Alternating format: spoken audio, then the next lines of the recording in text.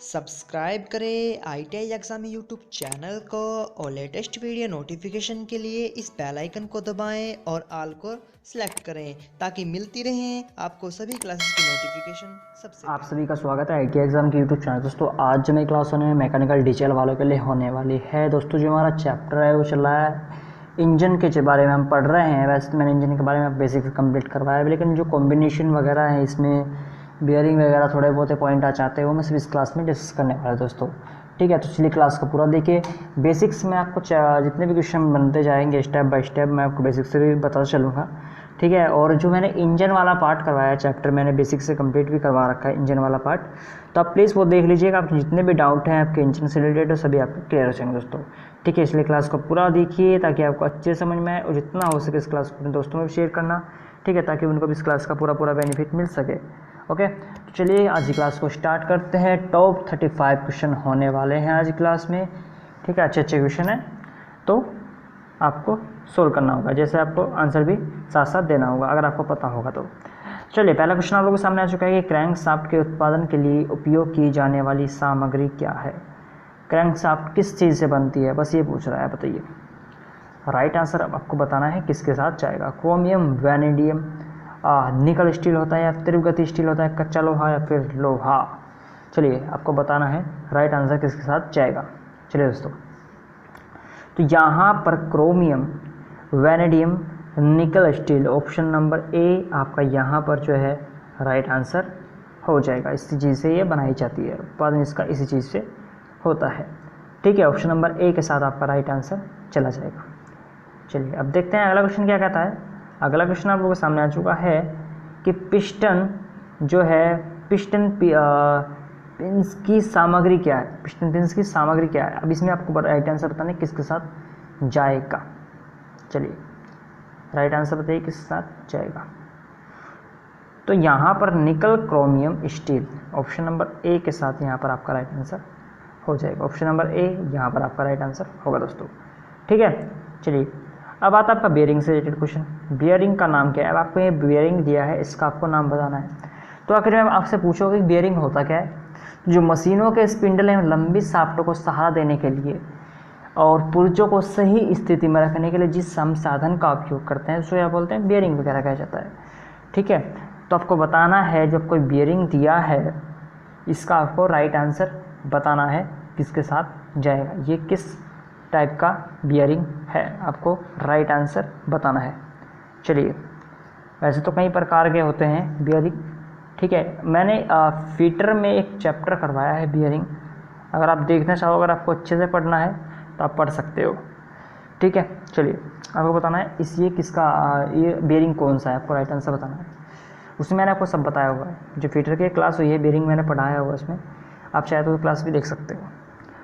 तो play list में आपको उसका जो है वीडियो मिल जाएगी, वो आप देखिएगा। जो फीटर थ्योरी की जो प्ले लिस्ट है चाहिए उसमें, तो आपको सारी जो वीडियोज़ हैं सभी आपको उसमें मिल जाएंगे। तो यहाँ पर जो ऑप्शन नंबर ए है आपका, यहाँ पर बॉल बियरिंग आपका जो है यहाँ पर राइट आंसर हो जाएगा। अब ये बॉल बियरिंग होता क्या है, जो इस बियरिंग में घर्षण कम होता है और इस जिसका प्रकार है बियरिंग के आउटर रेस व इन रेस के मध्य पूर्ण परिधि के जो बॉल्स इसमें फैली रहती है, जिसके कारण ये आउटर रेस व इनर रेस होती है एक दूसरे के सापेक्ष में सरलता से घूमने लगते हैं। ठीक है, ये इस प्रकार क्या होता है, बॉल बियरिंग पार्ट्स होते हैं। तो कार्य के अनुसार ये वैसे तो कई प्रकार के प्रयोग में लाए जा सकते हैं, जैसे सिंगल रो बॉल बेयरिंग होता है, डबल रो बॉल बेयरिंग होता है, अब जो सेल्फ अनलाइन बॉल बेयरिंग होता है। तो कई प्रकार के इस टाइप के बॉल बेयरिंग पाए जाते हैं, इतना आपको ध्यान रखना है। वैसे तो कई प्रकार के होते हैं, बॉल बेयरिंग की बात कर रहा हूँ मैं। ठीक, तो चलिए यहाँ पर राइट आंसर आपको ध्यान रखना है। अच्छा क्वेश्चन है, इस टाइप से क्वेश्चन आपके बनते हैं एग्जाम में। ठीक है, तो ये किसको बोलेंगे, बॉल बेयरिंग, ये आपको ध्यान रखने वाली चीज़ है। चलिए अब देखते हैं अगला क्वेश्चन आप लोग को क्या कहता है कि क्रैंक शाफ्ट को हटाने के लिए किस उपकरण का उपयोग करेंगे। क्रैंक शाफ्ट को हटाने के लिए किस चीज़ का उपयोग करेंगे। एक क्वेश्चन मैंने करवाया हुआ भी है शायद, जो पिछले जो मैंने सेट लाया था क्वेश्चनों का, उसमें भी मैंने क्वेश्चन आया था, और जो मैंने बेसिक से आपको पढ़ाया हुआ है उसमें भी मैंने क्वेश्चन करवा के, यानी कि 102 बार मैंने क्वेश्चन शायद ही करवा दिया है, फिर से रिपीट हो रहा है, आपको राइट आंसर बताना है। चलिए तो यहाँ पर आपका जो राइट आंसर जाएगा वो जाएगा option number D, puller. Option number D, puller. Puller आपका यहाँ पर राइट आंसर होगा। बढ़ते हैं अगले क्वेश्चन की ओर। 50 ये है आपका, कैमशाफ्ट की सामग्री क्या है। क्वेश्चन पूछ रहा है आपको कैमशाफ्ट की सामग्री क्या है। कैमशाफ्ट होते किस चीज़ से बनाई जाती है, आपको राइट आंसर बताना है। कैमशाफ्ट किसकी चीज़ से बनाई जाती है। आपको क्रैंकशाफ्ट बताना है कि जो क्रैंकशाफ्ट होती है किस चीज़ की बनाई जाती है, आपको दोनों बताना है। चलिए बताइए राइट आंसर किसके साथ जाएगा। तो जो फोर्जेड मिश्र धातु इस्पात होता है उससे ही बनाई जाती है, यानी कि ऑप्शन नंबर ए के साथ आपका यहाँ पर राइट आंसर हो जाएगा दोस्तों। ऑप्शन नंबर ए के साथ आपका यहाँ पर राइट आंसर जाएगा।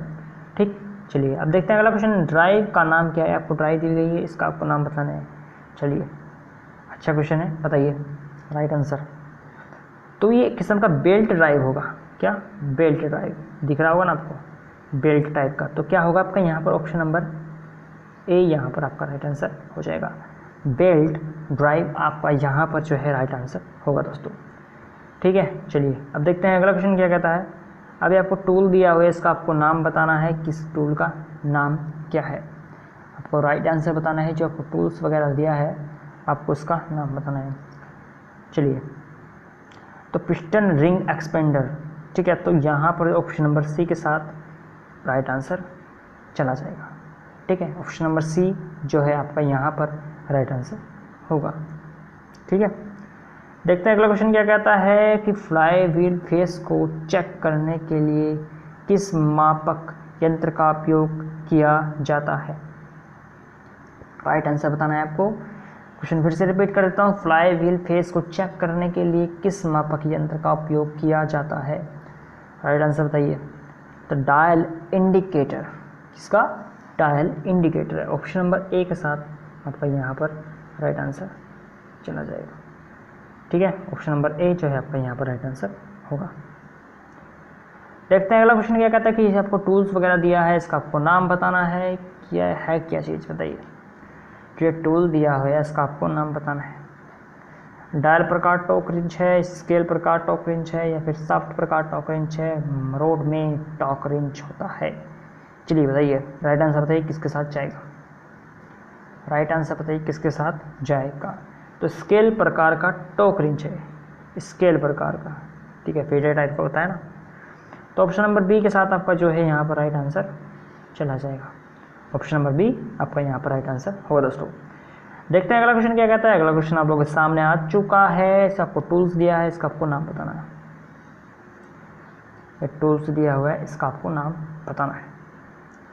ऑप्शन ए है टॉर्क रिंच, बी है पिस्टन रिंग विस्तारक, सी है पिस्टन रिंग कंप्रेसर, डी है सर्किल खिलाड़ी। चलिए, सर्किल खिलाड़ी। चलिए आपको राइट आंसर बताना है। तो piston ring compressor, option number C यहाँ पर राइट आंसर होगा। Piston ring compressor. अगला क्वेश्चन आ चुका है। पिस्टन और कनेक्टिंग रोड को कौन जोड़ता है। पिस्टन और कनेक्टिंग रोड को कौन जोड़ता है। चार ऑप्शन आपके सामने है, आपको राइट आंसर बताना है किसके साथ जाएगा। क्वेश्चन को फिर से रिपीट करता हूँ। जो पिस्टन होता है और कनेक्टिंग रोड होता है, इसके बीच में रोड को कौन जोड़ता है, इनको दोनों को बताइए। गजन पिन, रोकराम, क्रैंकशाफ्ट या किन पिन। चलिए राइट आंसर बताइए। तो गजन पिन आपका जो है यहाँ पर राइट आंसर होगा। ऑप्शन नंबर ए यहाँ पर राइट आंसर होगा, गजन पिन। गजन पिन। अगला क्वेश्चन आप लोगों के सामने। पिस्टन के लिए ऊर्जा को क्रैंकशाफ्ट में स्थानांतरित करना कौन सा है। गजन पिन द्वारा, किंग पिन द्वारा, कनेक्टिंग छड़ द्वारा, कैमशाफ्ट द्वारा। बताइए राइट आंसर किसके साथ जाना चाहिए। तो कनेक्टिंग छड़ यहाँ पर आपका यहाँ पर राइट आंसर होगा। ऑप्शन नंबर सी आपका यहाँ पर राइट आंसर होगा दोस्तों। ठीक, चलिए अब देखते हैं अगला क्वेश्चन क्या कहता है कि प्रत्यावर्ती गति को रोटरी गति में परिवर्तित करने में कौन सा महत्वपूर्ण तत्व है। प्रत्यावर्ती गति और रोटरी गति में परिवर्तित करने में कौन सा महत्वपूर्ण तत्व है। राइट आंसर आपको बताना है। तो कनेक्टिंग छड़ भी यहाँ पर आपका राइट आंसर होगा। ऑप्शन नंबर ए के साथ यहाँ पर आपका राइट आंसर चला जाएगा। ठीक, चलिए अब बढ़ते हैं अगले क्वेश्चन की ओर कि क्रैंक शाफ्ट पर किस प्रकार का हार्डनिंग किया जाता है। क्रैंक शाफ्ट पर किस प्रकार का हार्डनिंग किया जाता है। चलिए बताइए हार्डनिंग वगैरह क्या होता है, क्रैंक शाफ्ट तो क्या उसमें सब आपको बता रखा है जो बेसिक क्लासेस होंगी। ठीक है, सब मैंने आपको बताया होगा किस चीज़ पे होती है, कहाँ की जाती है और किस लिए की जाती है। अगर आपको याद हो पिछली क्लासेस देखी होंगी तो कमेंट ज़रूर करना, बताना है जो हार्डनिंग वगैरह होती है वो क्यों करते हैं, हमको उसके लिए करते हैं। ठीक, बताना मुझे कमेंट करके। तो चलिए आपको राइट आंसर बताना है किसके साथ जाएगा। तो प्रेरण हार्डनिंग जो है यहाँ पर आपका राइट आंसर होगा। ठीक है, प्रेरण हार्डनिंग आपका यहाँ पर ऑप्शन नंबर ए राइट आंसर होगा। अगला क्वेश्चन आप लोगों के सामने आ चुका है कि रोलर बियरिंग द्वारा कौन सा भार लिया गया। रोलर बियरिंग द्वारा कौन सा भार लिया गया। चलिए आपको राइट आंसर बताना है। Which load taken by the roller bearing. चलिए बताइए आपको राइट आंसर किसके साथ जाएगा। इंग्लिश में क्वेश्चन भी है, ठीक है, अगर आपको इंग्लिश में चाहिए तो आपके लिए इंग्लिश में क्वेश्चन है। चलिए आपको राइट आंसर बताना है। तो रेडियल और अक्षीय भार, रेडियल और अक्षीय भार यहाँ पर आपका राइट आंसर हो जाएगा। ठीक, चलिए अब बढ़ते हैं अगले क्वेश्चन की ओर, देखते हैं किसके साथ जाएगा आपका अगला क्वेश्चन। आ चुका है अगला क्वेश्चन कि टेपर रोलर बियरिंग द्वारा लिया गया भार क्या है। टेपर रोलर बियरिंग द्वारा लिया गया भार कौन सा है। चलिए आपको राइट आंसर बताना है। जैसे कि मैंने बताया रोलर जो बियरिंग होता है कई प्रकार के पाए जाते हैं। ठीक है, नीडल रोलर बियरिंग होता है, टेपर्ड रोलर बियरिंग होता है। ठीक है, टेपर्ड। तो आपको बताना है यहाँ पर किसके साथ जो है राइट आंसर जाएगा। चलिए राइट आंसर बताइए किसके साथ जाएगा। जो इस प्रकार का बियरिंग्स होता है वो उच्च एक्सियल थ्रस्ट को लोड को लेने के लिए उपयोग किया जाता है। अतः जहाँ रेडियल लोड की अपेक्षा एक्सियल थ्रस्ट अधिक हो वहाँ पर कम टेपर कोण वाले जो रोलर बेयरिंग होते हैं उनका हम उपयोग करते हैं। और ये बेयरिंग केवल एक दिशा में थ्रस्ट लेने के लिए बनाई जाती है। जहाँ पर विपरीत थ्रस्ट को वहाँ बियरिंग को विपरीत दिशा में एक जोड़े में माउंट किया जाना चाहिए। ठीक है, तो टेपर रोलर, तो यहाँ पर पूछ रहा है कि टेपर रोलर बियरिंग द्वारा लिया गया भार कैसा होगा बताइए। तो रेडियल और अक्षीय भार, क्या रेडियल और अक्षीय भार जो है यहाँ पर आपका राइट आंसर होगा। जैसे कि मैंने बताया जो रेडियल लोड की अपेक्षा एक्सियल थ्रस्ट से अधिक हो वहाँ पर कम टेपर कोण वाले रोलर बेयरिंग का उपयोग करते हैं। ठीक, देखते हैं अगला क्वेश्चन क्या कहता है कि फ्लाई व्हील और वाटर पंप में कौन सा बेयरिंग होता है। और वाटर पंप में पूछ रहा है, फ्लाई व्हील में पूछ रहा है कि कौन सा जो होता है बियरिंग पाया जाता है। चलिए राइट आंसर बताइए। राइट आंसर बताने के साथ जाएगा। तो रोलर बियरिंग भी आपका यहाँ पर राइट आंसर, जैसे मैंने बताया रोलर बियरिंग इंपॉर्टेंट है, कई प्रकार का पाया जाता है। ठीक है, इसलिए इसको ध्यान रखने वाली बात है, इम्पोर्टेंट है। तो ऑप्शन नंबर बी जो है आपका यहाँ पर राइट आंसर होगा। ठीक है, रोलर बियरिंग जो है आपका यहाँ पर राइट आंसर होगा। अगला क्वेश्चन आप लोगों के सामने आ चुका है कि भारी वाहनों के अंतर और पहिए में प्रयुक्त होने वाला बियरिंग कौन सा है। भारी वाहनों के अंतर और पहिए में प्रयुक्त होने वाला जो बियरिंग होता है वो कौन सा है। चलिए बताइए। तो टेपर रोलर बियरिंग होगा। क्या टेपर रोलर बियरिंग आपका जो है यहाँ पर राइट आंसर होगा। ऑप्शन नंबर डी के साथ आपका यहाँ पर राइट आंसर चला जाएगा। ठीक, चलिए देखते हैं अगला क्वेश्चन क्या कहता है कि गियर बॉक्स में कौन सा बियरिंग होता है। जो गियर बॉक्स होता है उसमें कौन सा बियरिंग लगा होता है बताइए। तो बॉल बियरिंग उसमें लगा होता है। क्या बॉल बियरिंग उसमें लगा हुआ होता है। ऑप्शन ए के साथ आपका यहाँ पर राइट आंसर चला जाएगा। देखते हैं अगला क्वेश्चन क्या कहता है कि बियरिंग को कहाँ लगाना ज़्यादा असरकारक होता है। ठीक है, बुश बियरिंग होता है, इसको कहाँ लगाना असरदारक होता है। चलिए आपको राइट आंसर बताना है किसके साथ जाना चाहिए। चलिए राइट आंसर बताइए। राइट आंसर बताना है तो जोड़ती हुई से लिए, ठीक है, कनेक्टिंग रोड्स के, ठीक है। यहाँ पर ऑप्शन नंबर ए आपका यहाँ पर राइट आंसर हो जाएगा, ठीक है। चलिए अब देखते हैं अगला क्वेश्चन क्या कहता है कि पिस्टन में डबल नोक का कारण क्या है। पिस्टन में डबल नोक का कारण क्या है। पिस्टन में डबल नोक का कारण आपसे पूछा गया है, बताइए। तो यहाँ पर जो पिस्टन पिन और ब्रोंज कीड़ा, ठीक है, यहाँ पर आप ऑप्शन नंबर सी के साथ राइट आंसर चला जाएगा। देखते हैं अगला क्वेश्चन क्या कहता है कि कनेक्टिंग रोड बड़े अंत में किस प्रकार का असर लगा। कनेक्टिंग रोड में बड़े अंत में किस प्रकार का असर लगेगा। चलिए needle bearing, ball bearing, taper roller bearing, सेल असर। चलिए राइट आंसर बताइए। तो सेल बियरिंग आपका जो है यहाँ पर राइट आंसर हो जाएगा, ठीक है। बियरिंग पूछ रहा है कि कौन सा जो कनेक्टिंग रोड है उसके अंत में किस प्रकार का बियरिंग हम यूज़ करते हैं, आपको बताना था। तो यहाँ पर सेल बियरिंग का हम उपयोग करेंगे, ठीक है। चलिए तो पिस्टन में कंप्रेशन रिंग कहाँ पर फिट की जाती है। पिस्टन में कंप्रेशन रिंग कहाँ पर फिट की जाती है, राइट आंसर आपको बताना है। तो पिस्टन में तेल की रिंग के ऊपर, ठीक है। ऑप्शन नंबर ए के साथ आपका यहाँ पर राइट आंसर चला जाएगा। समझ में आ गया। चलिए बढ़ते हैं अगले क्वेश्चन की ओर कि फ्लाई व्हील को हटाने की विधि में पहला कदम क्या है। फ्लाई व्हील को हटाने की विधि में पहला कदम क्या है, राइट आंसर बताना है। तो लॉक प्लेट स्लैश जो आपका ये तार को अनलॉक करें। अनलॉक होता लॉक प्लेट और वायर। ऑप्शन नंबर ए आपका यहाँ पर राइट आंसर चला जाएगा। अगला क्वेश्चन आप लोगों के सामने है, इंजन में फ्लाई व्हील कहाँ फिट किया जाता है। इंजन में फ्लाई व्हील कहाँ फिट किया जाता है, राइट आंसर बताना है आपको।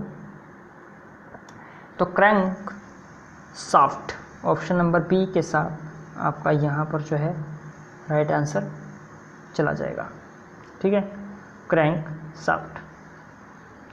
देखते हैं अगला क्वेश्चन क्या कहता है, कौन सा वाल्व केवल एक दिशा में प्रवाहित की अनुमति देता है। कौन सा वाल्व केवल एक दिशा प्रवाहित की अनुमति देता है, राइट आंसर आपको बताना है।